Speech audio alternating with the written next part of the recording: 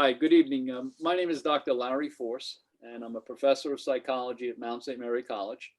And with my friend and colleague, Dr. Kahana, we direct a Center on Aging and Disability policy at the college. 3 years ago, we were awarded a grant by New York State Developmental Disability Planning Council to provide training for caregivers, 1,000 caregivers who have in their family system persons with intellectual disabilities.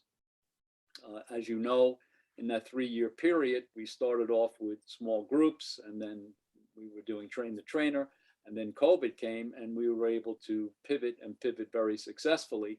And we've developed a platform using a Zoom recorded exchange, school exchange, as it was initially called. And then we send it out through our networks and our mailing list. After that 3-year grant completed, we were awarded an additional grant dealing with the issue of transitions during COVID. As you all know, COVID had a tremendous impact on a variety of factors, a variety of ways on individuals and families. And tonight is the last of that series of the COVID transition, as we then, now move into the new year. And, we ask you to stay tuned because we will definitely keep you abreast of the next part of this. But where we are tonight is we're going to be talking about transitions across the lifespan. Before we get started, I have to say that, people that undoubtedly need acknowledgement with a lot of, appreciation is Elaine Sproat. Elaine joined this project as a project director and has done an enormous job, a tremendous job, a wonderful job of being able to get us to where we are. So that. But what's that? I said, thank you, but you need to talk about your own role in all of this too. Well, thank you. Thank you. Yeah, thank you. I appreciate that. Thank you. And along with Elaine, look, we were running through the state doing train the trainer. And prior to COVID, the onset of COVID, Lisa, Nathan, and Peggy Pisano joined the grant. And Lisa coming in as a parent advocate with the lived experience, Peggy coming in as a school psychologist and advocate.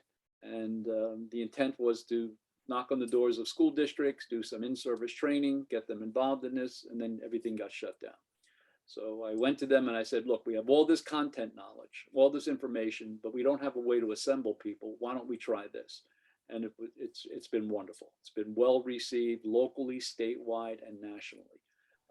And Lisa and Peggy, we've said this ad nauseum almost, acknowledging that, the two of you have done such a yeoman's job of giving voice to the proactive caring program and to this idea of home and school exchange. On the call tonight also is Corinne McPeters, who comes to us as an intern from Columbia University through Sharon Mary Cohen. And Corinne has really done a nice job of integrating into the program and really being a valuable resource. And we also have Marcus Deitch. Marcus is a member of our advisory council. He is a research assistant at Mount St. Mary College at the library. And he himself was involved as a guest on our last forum, which dealt with the voice of self-advocates and carers. So Marcus, we're glad you're here. We're glad everyone's here. Thank you. You're welcome. I see that Mary has joined us and Anna as well. And again, the power of this is that we capture this, record it, and then we send it out through our network. Tonight's focus is called Transitions Across the Lifespan. As Peggy and Lisa were talking about, what they wanted to say, it became clear to me how proud we should be about what we've been able to accomplish. We've had some tremendous voices here. And again, a tip of the hat to Elaine with the newsletter and getting people to the table and just being able to, do the quarterly reports and it's just, everybody brings a skill set to the table. And obviously this is a very strong team. So with that, what I'd like to do is I'd like to turn this over to Lisa and Peggy and the theme and the discussion. And really it's a recap of where we've been in this whole journey dealing with the issue and addressing the issue of transitions. So Lisa and Peggy. Okay, so I think I'm going to start, and Larry, if you could bring up our slides. Lisa and I thought that we would speak to you tonight about all of the transitions sort of that we've discussed over the course of time.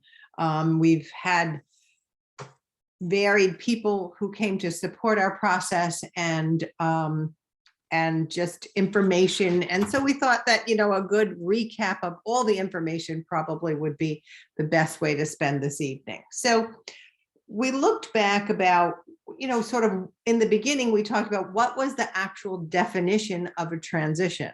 And you know, from the research, we found that transition is a process and it's a period of change. And that the one thing that we know is a constant in everybody's life is that change is inevitable. And transitions include movement, development, evolution, and just change in general. And it's sometimes difficult and sometimes easy. And it just depends on what the issue is that you're experiencing. But what we do know is that usually transitions take you from a place where you are familiar and comfortable, and that change creates some anxiety and some undue pressures, and it changes the way you think and feel about whatever the circumstances might be. So that change creates in people some difficulties, and it's a process that takes some time for people, and it takes time for them to adjust from what's familiar to what's unfamiliar, and to sort of adjust to what they call the new normal, because that's what's happening in your life.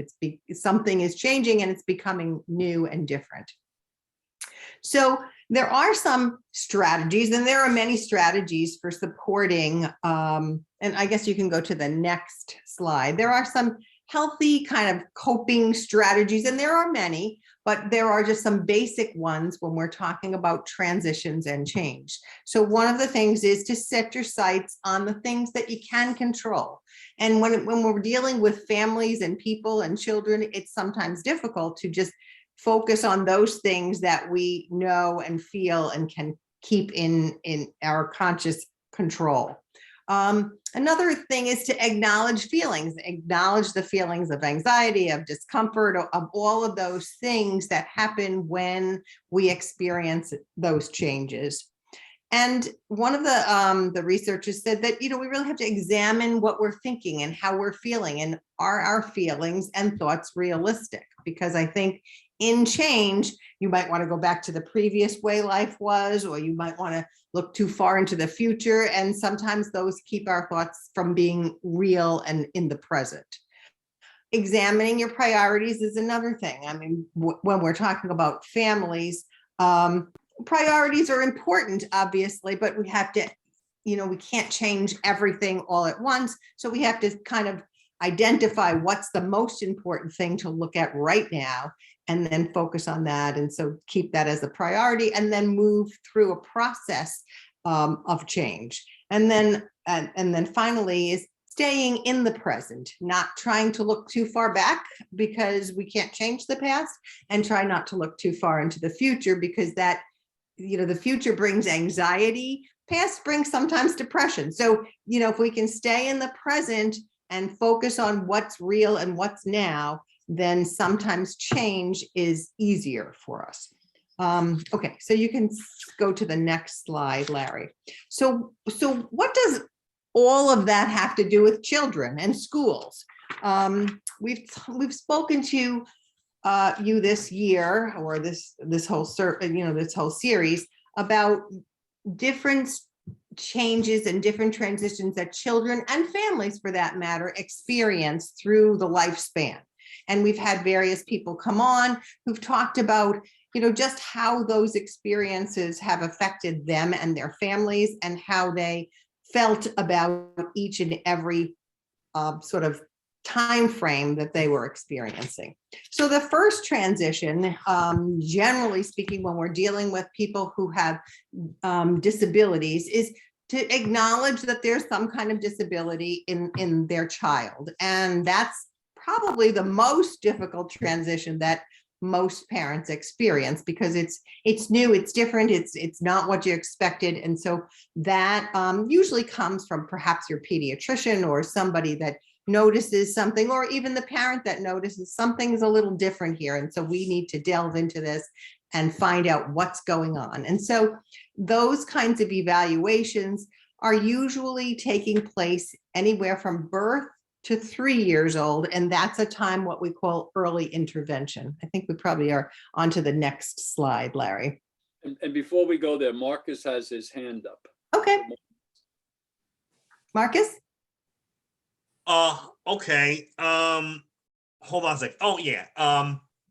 I didn't want to interrupt or anything, but I don't know if this is the right time or place for this, but there are theories about time travel, which we won't get into, of course, because like changing the past, the average person can't really do it.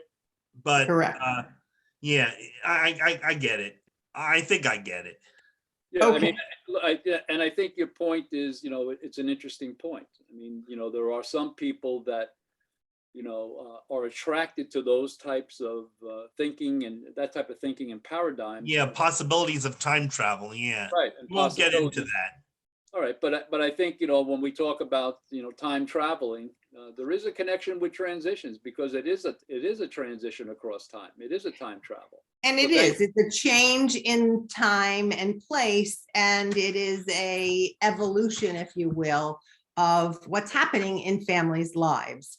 So the first sort of transition that most people will experience when they have a child with a disability takes place from age 0 to 3. So birth to 3. And that can be identified by anybody, by the parent, by the doctor, by just anybody that notices things that maybe look a little different. And so those, an evaluation would take place during that period of time. And that's called early intervention.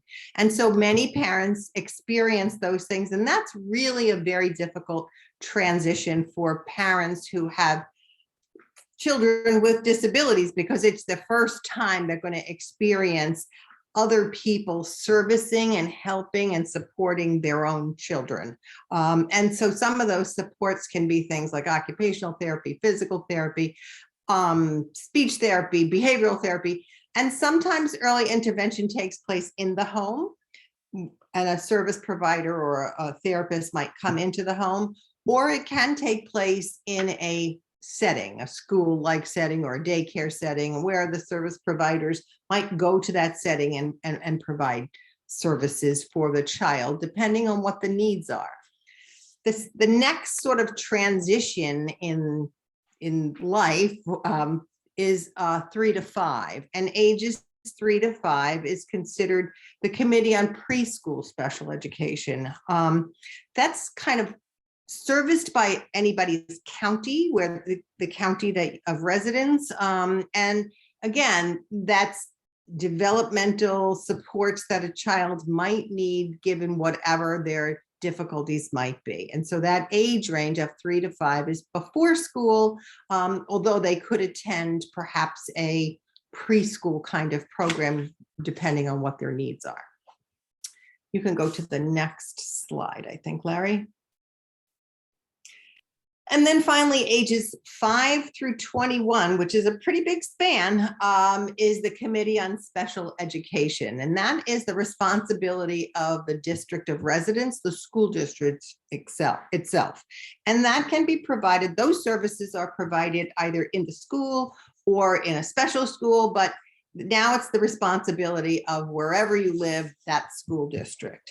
And that's a pretty big and diverse age range. And what we've heard from many of our speakers over the course of these podcasts are that this is a time and a period where parents have, and not that they haven't been active before, but they really have to know the educational needs and supports of their child. They have to be a partnership with their school district and the people that are servicing their children, so that the child, the family, and the school are all working together in a, you know, in a group situation that helps the child become the best version of themselves, if you will.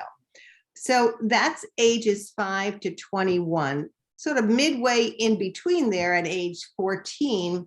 And we've talked about this at sort of at length, was what is required is called a transition plan. And what the transition plan is that it's a plan that talks about, where is this child going to go in their future? Where does the parent see them going? Where does the child want to go? Where does the school district see that, you know, they can go? And how does the school, the parent, and even the child help them get there? So the plan is, are they taking the right courses? Are they going to a vocational program? Are they taking, you know, the rights, are they getting the right supports? And so that transition plan is already planning for the day that school stops, which is at the end of the 21st year of someone's life. So that transition plan, although it sounds awfully young, starts at age 14 and continues on from 14 to 21. And each year it's reviewed by the team, by the parents, and by the student to see, are we making the right progress towards whatever the goals might be for this person in their future once school is over. And so there are, different kinds of supports that are there. There are different academic supports, there are different vocational supports. All of those things go into the transition plan so that it becomes the responsibility of the school district to make sure that those things are happening for that student. It also is the responsibility of the parent and the student to be participatory in that process, because, you know, everybody has a piece of this and everybody needs to work towards that ultimate goal, because someday the school bus is going to stop coming. And so you can go to the next slide too, Larry. Before the student leaves school, they get what's called an exit summary. And I think Joyce spent an inordinate, a large amount of time speaking about what the exit summary does and what it's meant to be. And just briefly, it's a document that says what the child or the student has accomplished over the course of time, what their strengths are, what their weaknesses are, what they need to do for their future, and what they have done in their past. And again, where are they going, and how do they use what was provided for them to get there? And so it's a critical piece of information that helps the next juncture, whatever that is, understand who the student is. And so we've heard some of the people speak of this at length, who, and Lisa can speak to this along the way too, is that, you know, this is a very important document so that everybody's on the same page and everybody understands what's coming next. So one of the things, and we can go to the next slide, Larry. What happens when the school bus stops coming? And it is a difficult, again, another transition for parents. Prior to that, and we've talked about this a couple of times too, is there are different avenues, there are different services, there are different providers of supports for children when they're in school, but also more critically when they get out of school.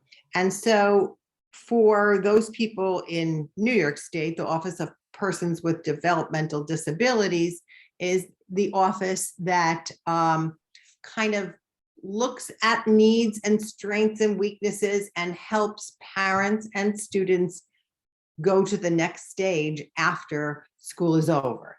The way into that service provider is through what's called the front door, and the front door is just what it says. It's an entryway into the OPWDD services. And so in order to get there, lots of evaluations have to be provided, documents are reviewed and determined, and eligibility is determined at that level.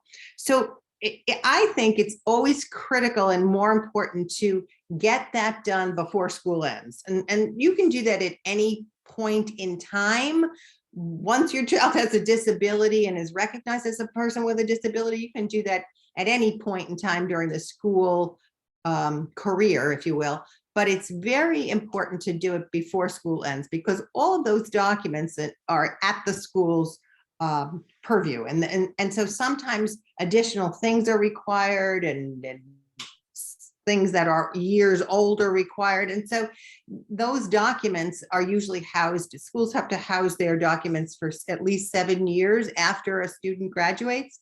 So it's better to have somebody to speak to at the school level who can keep providing those documents. So, it's my sort of opinion, if you will, to get that stuff done before your child or your student leaves the confines of the school district.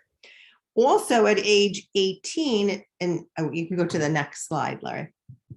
At age 18, guardianship has to be sought. And that is a legal requirement for a child who is 18 years old, who is disabled and is unable to care for themselves either financially or legally, or who can't, what they say in the definition, accept or understand adult responsibilities. So a parent and or whomever, could be a grandparent, whoever is the caregiver, if you will, has to apply for guardianship. And that's a legal process that goes through the court system. But again, that should be done obviously at 18 before somebody leaves the school system, because again, documentation needs to be provided.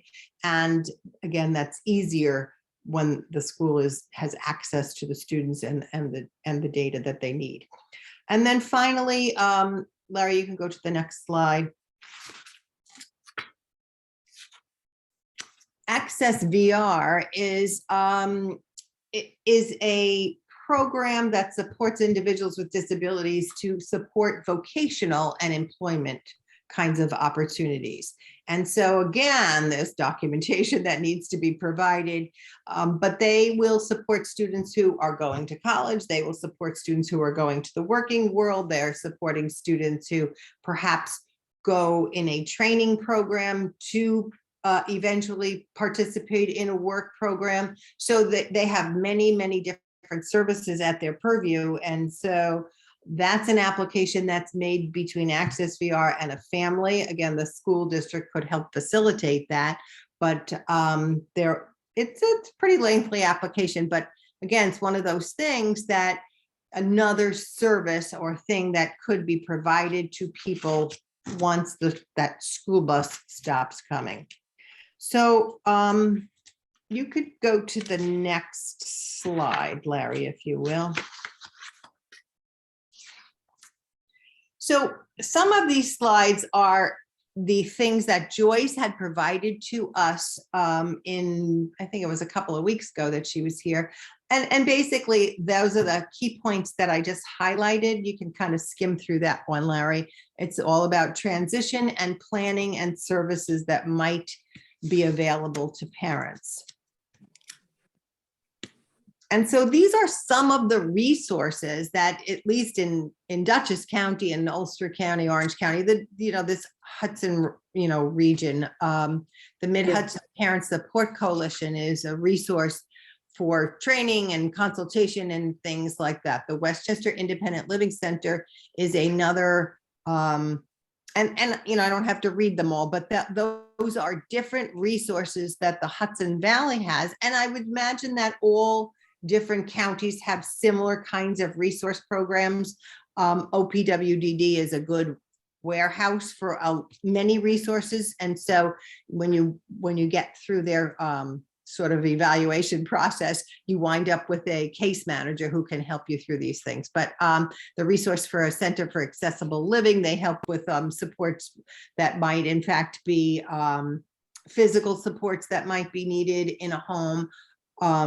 Independent living is a whole nother one. So there's many, many different resources that are out there. And I guess what we've heard pretty much from everyone that we've spoken to, the parents that have been involved in our conversations so far, is that knowledge is its strength. And so making yourself aware of what you're required to do, what the school's required to do, and what some of these other agencies are required to do, and or what the agencies can help you do, is your best bet. So I think the next slide is also more resources. Yeah. Can never have enough resources.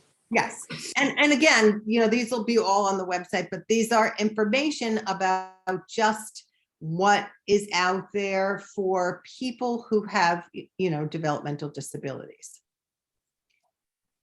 Yeah. And some more resources. We have more. Can never have And enough. Yeah. Never have enough.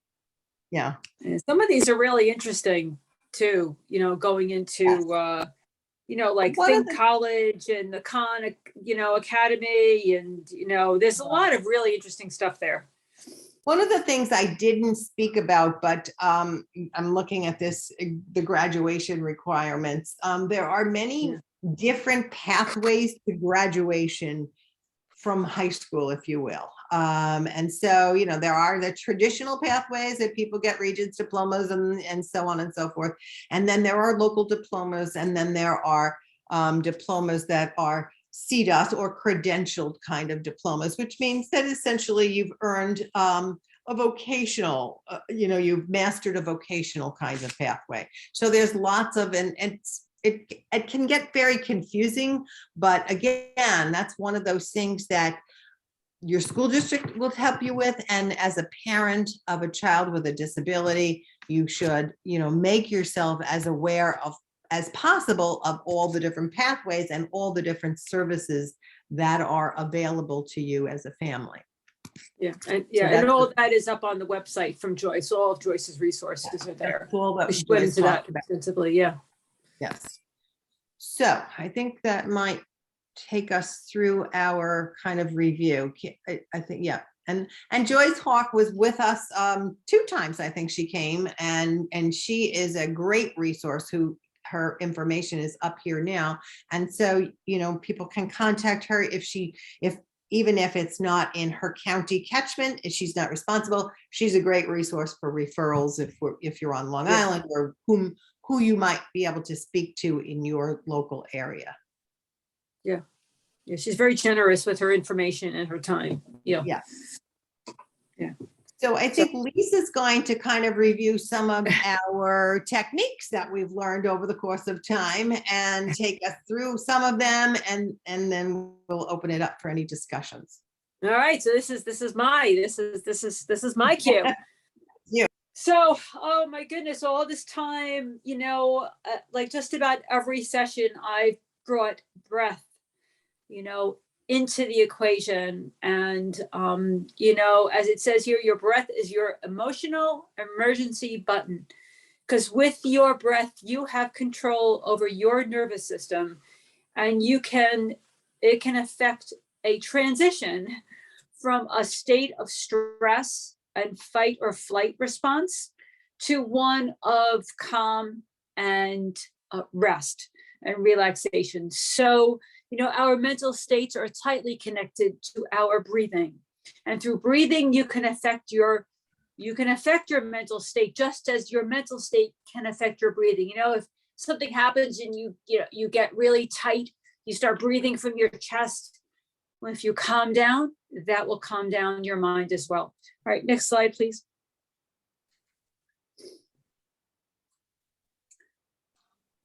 So this is a little infographic I found on practical tips for mindfulness, which I liked.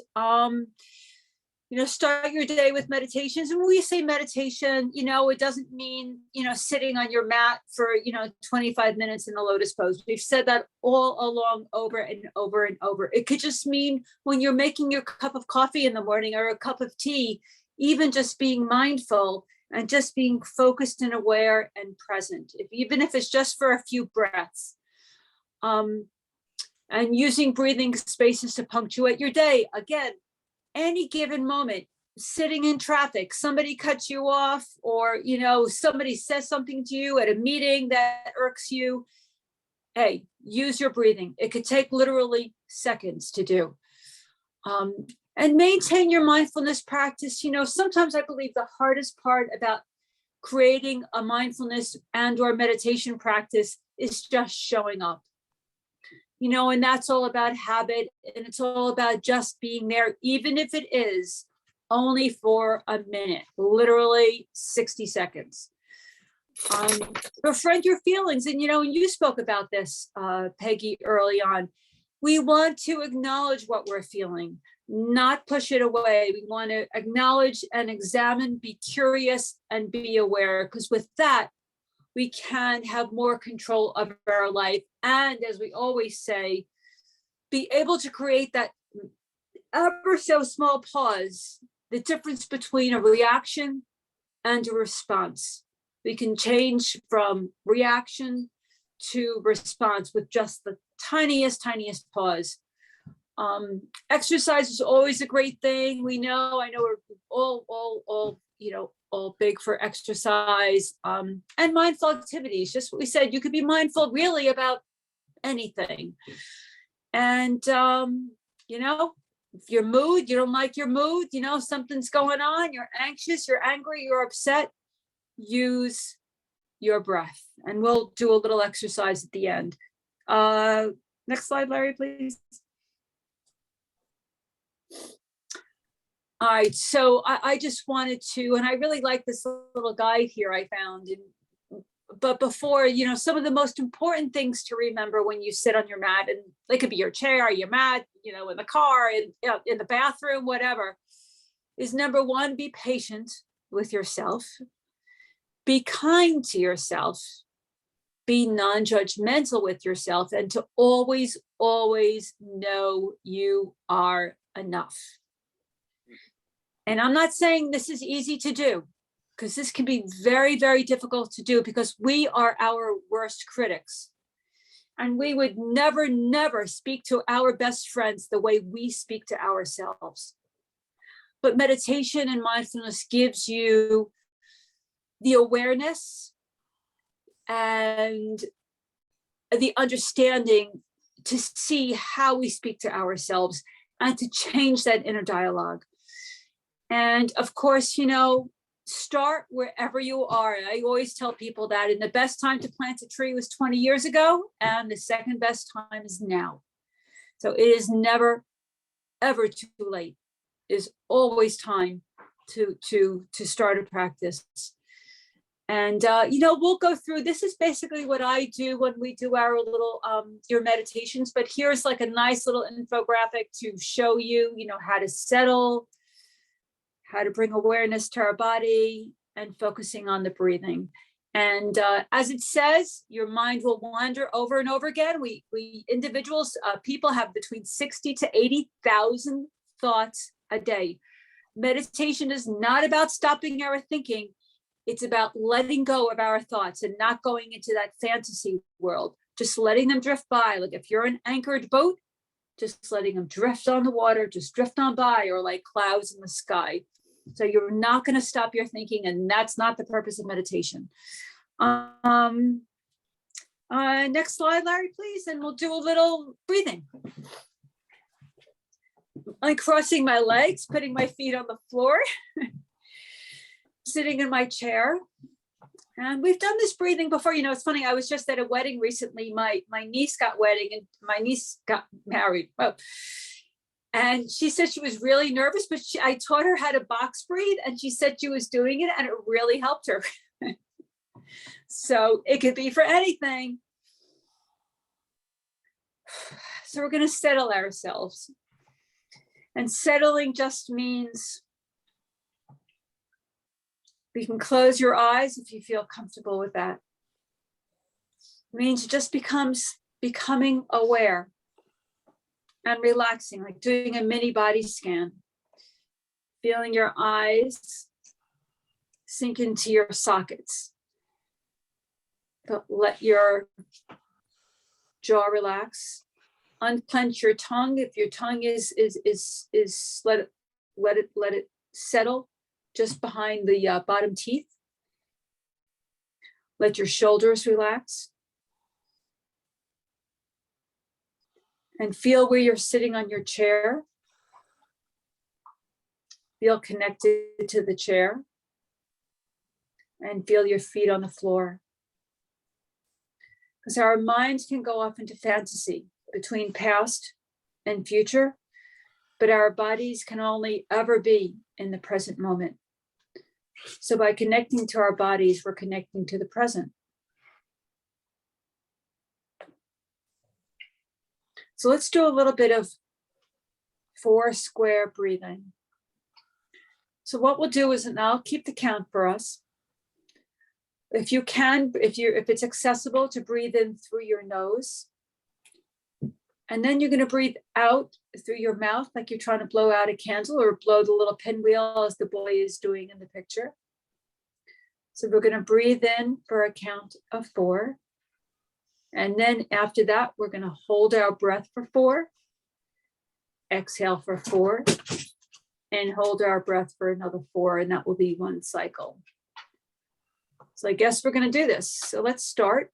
We're going to inhale, 2, 3, 4, hold, 2, 3, 4, exhale, 2, 3, 4, hold, 2, 3, 4.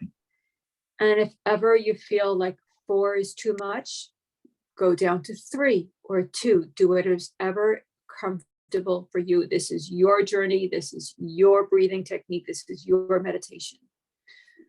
Let's do that one more time. We're going to inhale, 2, 3, 4, hold, 2, 3, 4, exhale, 2, 3, 4, hold, 2, 3, 4. Let's do it one more time. Inhale, hold, exhale,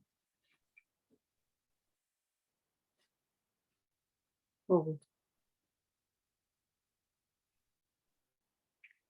All right, excellent. And this is available to you anytime, any place, anywhere. You can even do it online at the grocery store. You don't have to close your eyes. All right. Well, you know, this is, you know, I said this at the beginning, we've said it all the way through your presentations. I mean, the amount of information the two of you provided tonight, you know, looking at it from different paths, but coming together, you know, with one unified voice. And the thing that, you know, the people need to know is that this PowerPoint, which was great, will be available on our digital resource center, you know, www.proactivecaring.org. Okay. But And you know, the ability, go ahead, please. No, I was just going to say there's just one more slide. I just wanted to just share some information, if that's okay. Absolutely. So I just wanted to put some resources here. This site, liveanddare.com, I believe has one of the best blogs about meditation on the web. Really lots of good stuff. Insight Timer, which is an app that I use, has literally thousands of totally free meditations. I mean, completely 100% free. 10% Happier, just lots of nice articles. And I wanted to bring the voice of diversity to this because, you know, when you see a lot of these meditation sites or you know, programs, there's a lot of white faces, but there is a really large community of diversity and outreach there. And this gentleman here, Justin Michael Williams, is one of them. Just to bring it out there, because there's a lot of people trying to bring you know, the African American voice, the indigenous voice, the Hispanic voice to, you know, the meditation and wellness community.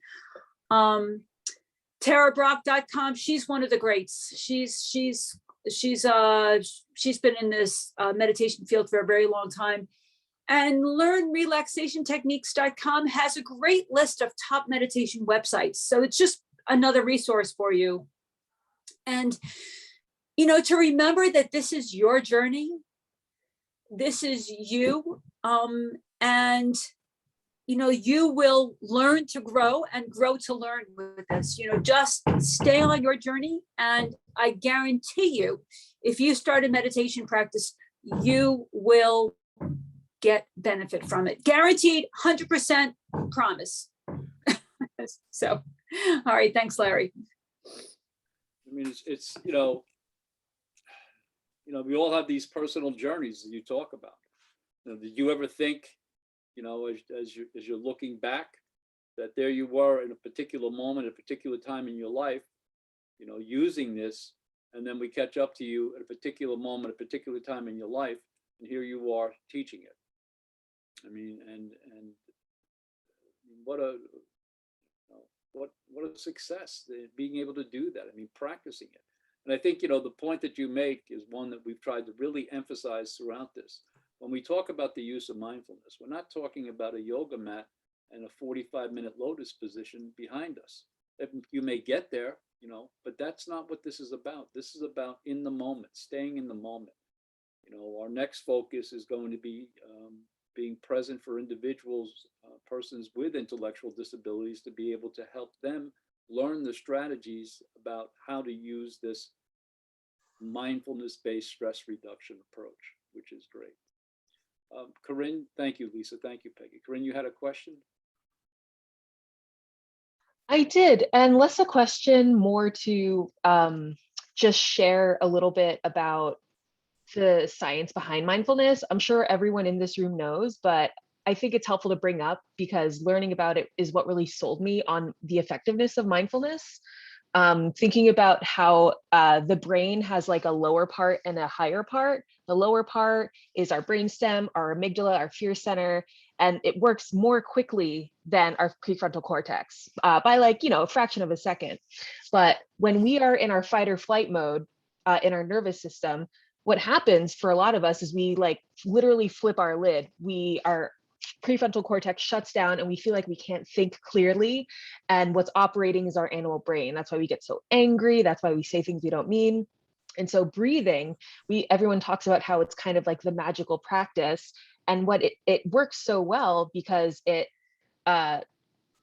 tricks your nervous system into getting into a parasympathetic state, rest and relax state, rather than a fight or flight state. And one last thing is using this hand model of the brain is something from Dr. Dan Siegel. I think it's just a really fun kind of like way to simplify the very complex organ into a very like for kinesthetic learners, something that's very like understandable. And thank you so much, Lisa, for sharing everything so far. And thank you so much for speaking to the need for diversity in the mindfulness wellness space. I really appreciate that.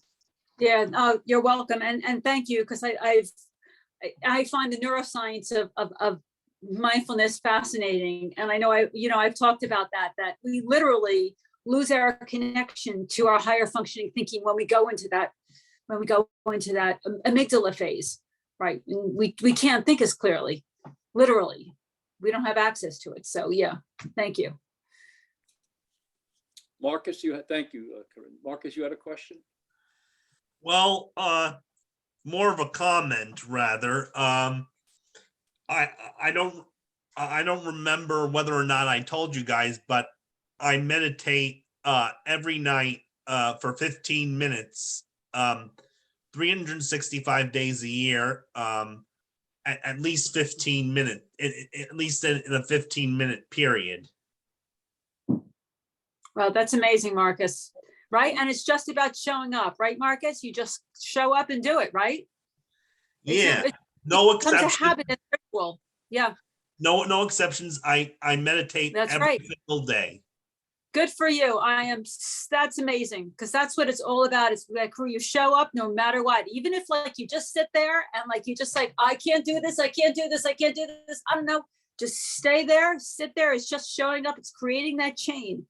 It's creating that commitment. Every single time you sit, you're building a chain that will get you there.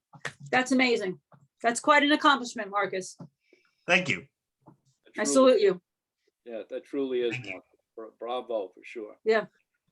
No, I have had Thank you. conversations across time with a person, Vance Larson, who does a lot of life coaching and training. And one of the things that, that he brings to the table all the time is this question as he's working with people: what's non-negotiable in your life? Yeah. And that's a great question. He's a martial artist. So he said what's non-negotiable is that he practices every day, even if it means that he's getting up at 4:30 in the morning in order to work it into his day. And now tonight, Marcus, with his commitment and talking about 365 days a year, regardless, he's doing it. Right. That's a real testimony, Marcus. You should Yeah. be very proud of it. Thank you. I'm so glad you Yeah. shared that. And along what Marcus says and what you said, Larry, just really quickly, is about creating a habit. Yeah. And that's live and dare. There's lots of information. There's lots of information on the web about that, about creating a habit and how you can create a habit, because it's a lot of what building a meditation practice is. Well, that's great. All right, so I'm going to stop sharing here for a second, and I'm going to say to everyone, thank you for joining us. And if there's any additional questions or comments, please, feel free to, say them, share them with us. And if not at this point, everyone, Elaine, Lisa, Peggy, Corinne, Marcus, Mary, thank you for joining us and for the work that you've done collectively. We wish everyone the best for the holiday seasons that they celebrate. And Thank you. You're welcome. And what can we say that we will definitely make you aware of the next process of where we're going and how we're doing it. Yeah. All right. So thank you so much. And Thank you. No problem. And everybody's worth it. You're worth it to sit down and take care of yourself and learn. Everybody's worth it. that's very true. Thank you, Lisa.